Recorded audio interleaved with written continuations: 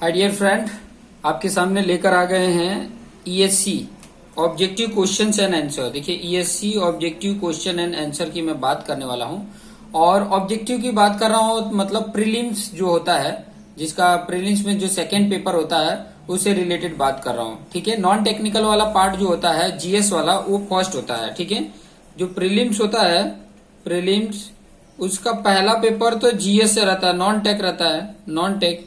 और जो उसके बाद से प्रीलिम्स का जो सेकंड पेपर होता है, सेकंड पेपर वो आपका ऑब्जेक्टिव रहता है सिविल से रिलेटेड। ठीक है, मैं सिविल इंजीनियरिंग का बता रहा हूं तो सिविल इंजीनियरिंग से रिलेटेड क्वेश्चंस आपको दिख रहे हैं। ठीक है, अब देखिए ये वाला जो चैप्टर है उसको लेके चल रहा हूं, सीपीएम एंड पॉट है। ठीक है, प्रोग्राम इवोल्यूशन रिव्यू टेक्निक और क्रिटिकल पाथ मेथड, ये वाला जो आपका सब्जेक्ट है।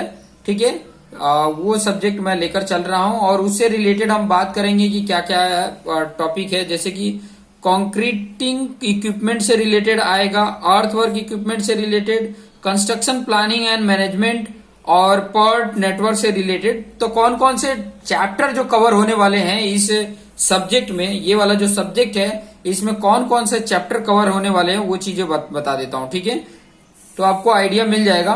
तो ये आपके सारे चैप्टर हैं। ठीक है, चैप्टर वाइज मैं आपको बता देता हूं कि पहला आप प्रोजेक्ट मैनेजमेंट से रिलेटेड पढ़ेंगे। ठीक है, प्रोजेक्ट मैनेजमेंट से रिलेटेड ऑब्जेक्टिव क्वेश्चन देखेंगे, कैसे क्वेश्चन पूछे गए हैं ईयर बाय ईयर। ठीक है, ईयर बाय ईयर तकरीबन मैं लगभग 20 साल के पेपर को यूज करने वाला हूं। 20 साल के पेपर को यूज करें, 20 से 25 साल का, ऑलमोस्ट 25 साल समझिए, 25 साल के पेपर को हम सॉल्व करने वाले हैं।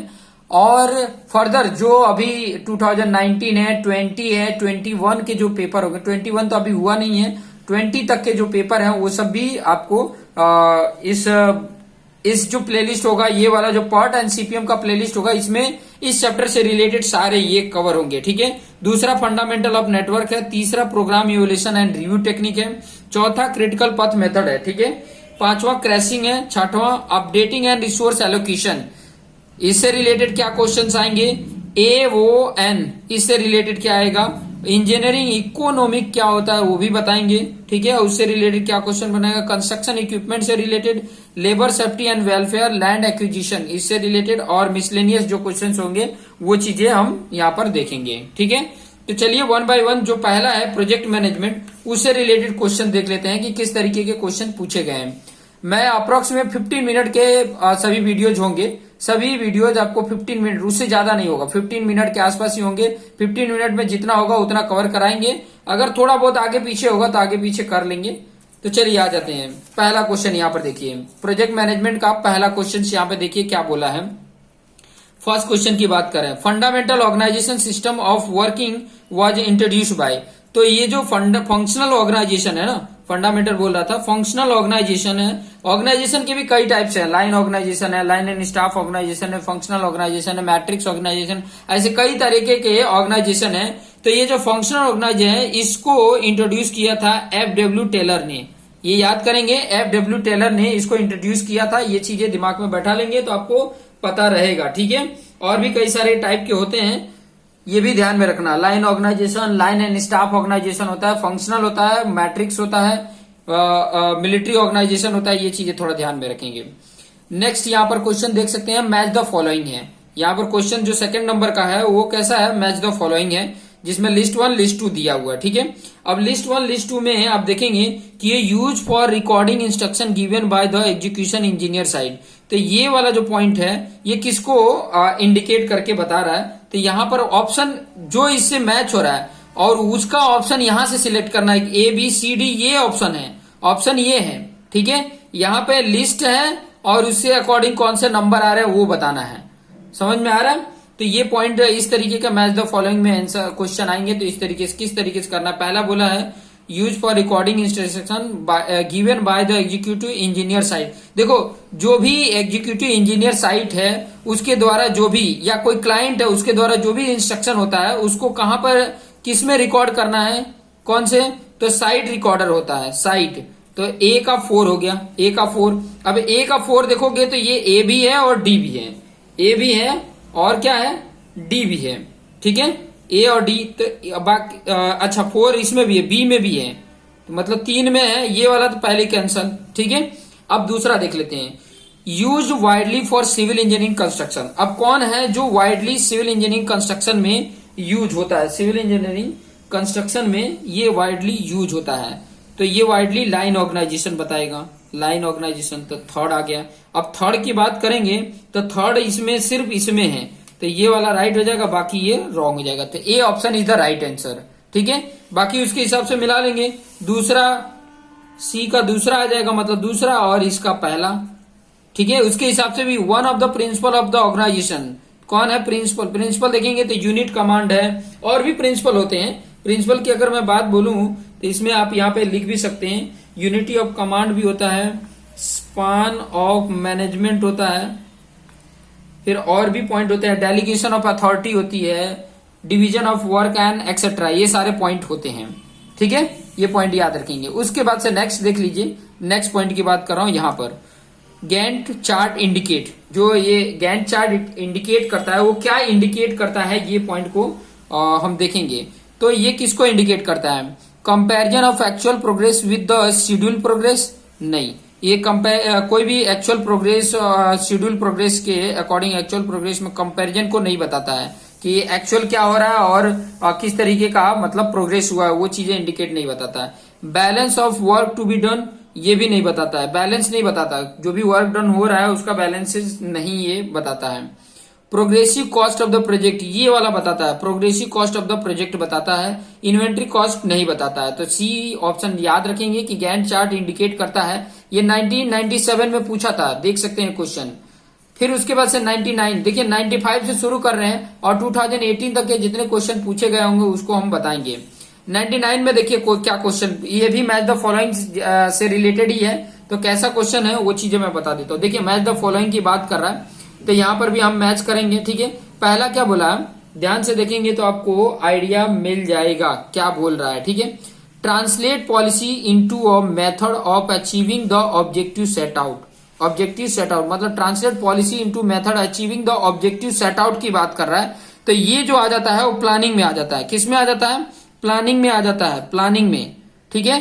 तो मतलब ये इसका इसके साथ मैच हो गया प्लानिंग में। अब ये दूसरा ए का दूसरा है, तो यहाँ पे देखेंगे तो बी वाला राइट हो सकता है या तो डी वाला राइट हो सकता है, ए और सी तो रॉन्ग हो गया पहले तो, ठीक है।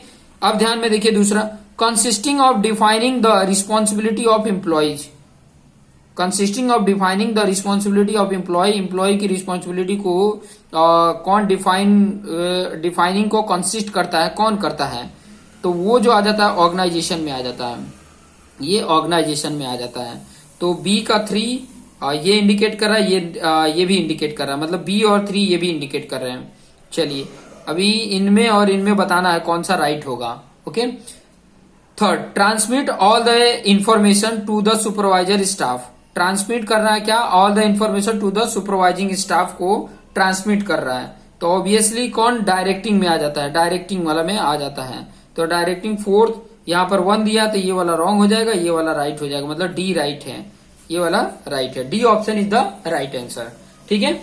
फिर नेक्स्ट क्वेश्चन की तरफ आ जाते हैं, नेक्स्ट क्वेश्चन की तरफ आ जाते हैं। नेक्स्ट क्वेश्चन क्या है, 5th नंबर का क्वेश्चन, ठीक है। 5th नंबर का क्वेश्चन मैं लेकर आ रहा हूँ और 5th नंबर का क्वेश्चन भी आपको बता देता हूँ। देखिए क्या क्वेश्चन है इसमें भी, 5th नंबर का क्वेश्चन देख रहे हैं, ये भी मैच द फॉलोइंग है, और ये जो 5th नंबर का क्वेश्चन है ये भी 99 में ही पूछा था, ठीक है, 1999 में ही पूछा था, ये भी मैच द फॉलोइंग है, तो इसमें भी आप देख सकते हैं। क्या बोला है, to allocate the resources among competing project and the determining whether or not the return from investment are adequate, ठीक है। तो ये जो बता रहा है ये किसको इंडिकेट कर रहा है, ये जो इंडिकेट कर रहा है ये आपका इसके साथ इंडिकेट कर रहा है, इकोनॉमिक एनालिसिस की बात कर रहा है ये।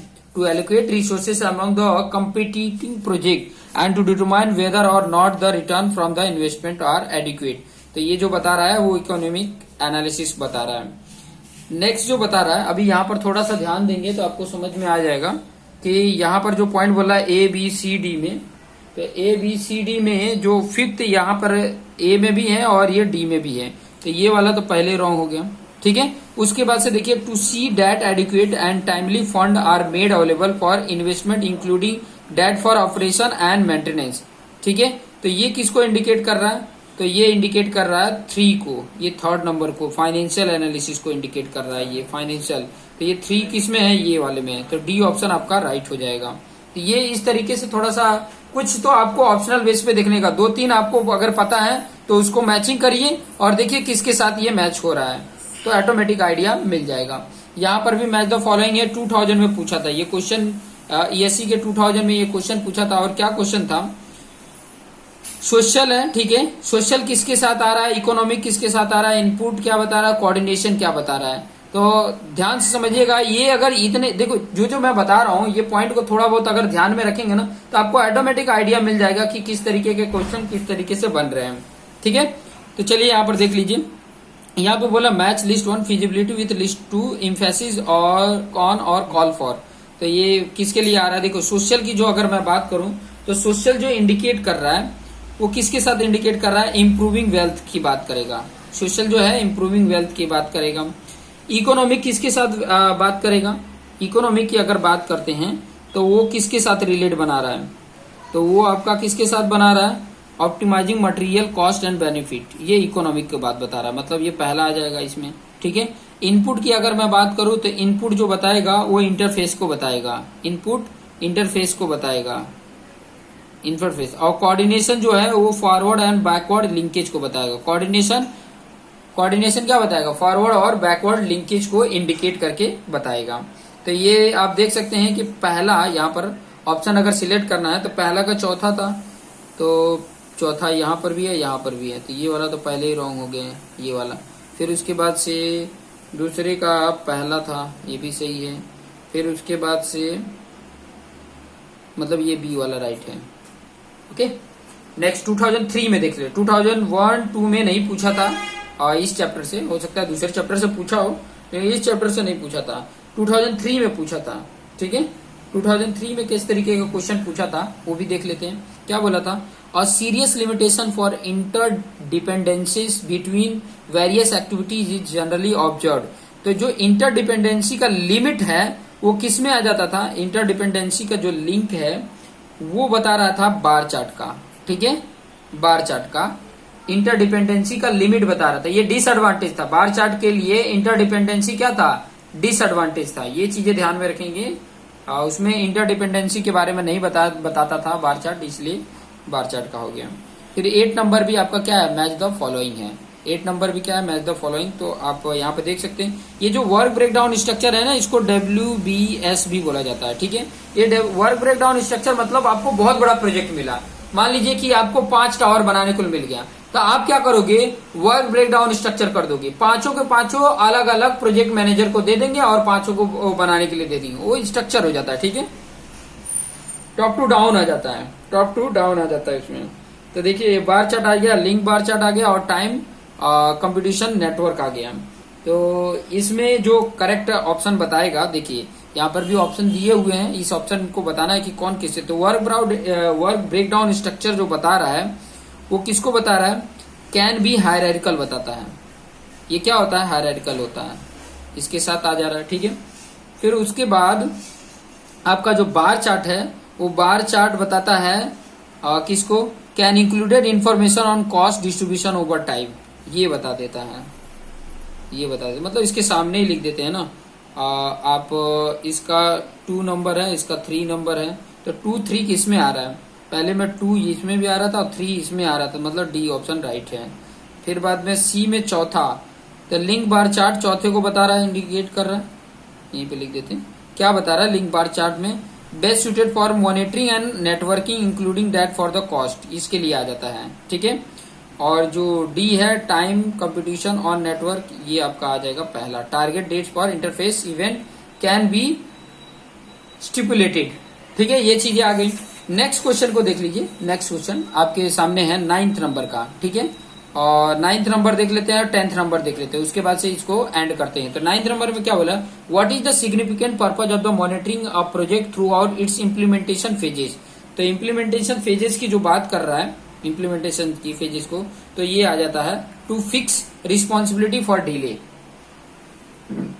To fix responsibility for delay, मतलब ये फिक्स करना कि डिले के लिए कौन रिस्पॉन्सिबल है, ये फिक्स करना, ठीक है।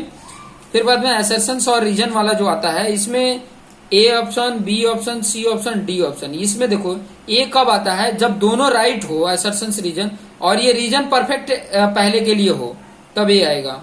बी दोनों राइट हो लेकिन रीजन परफेक्ट ना हो तो बी। सी में पहला राइट दूसरा गलत और डी में पहला गलत दूसरा राइट। ठीक है, तो 10 का जो ऑप्शन है वो क्या बता रहा है, देखो time cost studies have to be form अब before the UQ and ABC analysis can be undertaken. बात सही बोल रहा है। रीजन में क्या बोला, time cost studies can be premises on no bottleneck or shortage in the material procurement. ये भी बात सही बोल रहा है और रीजन भी परफेक्ट दे रहा है। रीजन भी यहां पर देखोगे तो परफेक्ट दे रहा है, तो इसीलिए ए ऑप्शन राइट हो जाएगा। ए ऑप्शन यहाँ का राइट हो जाएगा। तो ये था 10 क्वेश्चन। आगे के 10 क्वेश्चन नेक्स्ट वीडियो में आपको देखने को मिलेगा। देखते रहिए और अपने आप को बेस्ट बनाते रहिए। Thank you.